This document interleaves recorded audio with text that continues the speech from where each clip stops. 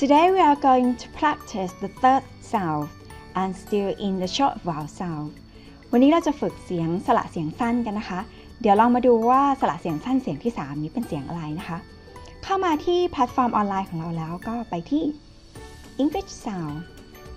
เข้ามาที่ English Sound แล้วเราก็เลื่อนลงไปเลือกเสียงที่3ที่ยังอยู่ในกลุ่ม short vowels ลองมาฟังเสียงจากเจ้าของภาษาดูก่อนนะคะว่าเขาออกเสียงสระเสียงนี้ว่าอย่างไรนะคะแล้วเราก็คอยออกเสียงตามไปด้วยเสียงสั้นๆคล้ายสระเสียงบ้านเรานะคะแต่ก็จะออกเสียงเน้นหนักนิดนึงนะคะลองไปฟังตัวอย่างเสียงคำศัพท์ที่เรามีกันนะคะเสียงแรก mud โคลน love รักคำว่า love นี้ถ้าออกแนวอเมริกันก็อาจจะยาวกว่าแนวอังกฤษนิดนึงนะคะแต่ว่าเนื่องจากว่าพี่ปอนนำเสียงสำเนียงอังกฤษมาฝึกกันก็จะออกเป็นเสียงสั้นนิดนึงนะคะคำสุดท้าย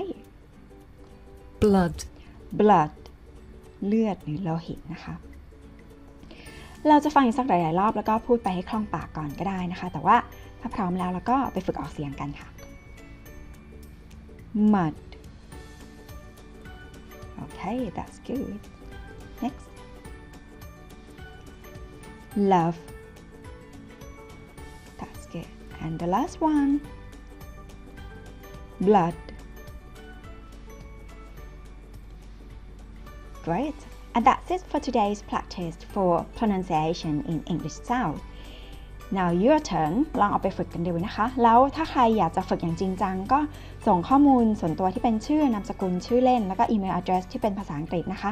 มาให้พี่ปอนแล้วพี่ปอนจะสร้าง user account ให้จะได้ไปฝึกทำแบบฝึกหัดออนไลน์ด้วยกันได้เรื่อยๆนะคะ Thank you for learning together. See you again next lesson. ขอบคุณที่มาเรียนเป็นเพื่อนกันนะคะแล้วมาฝึกด้วยกันใหม่บทเรียนหน้าค่ะสวัสดีค่ะ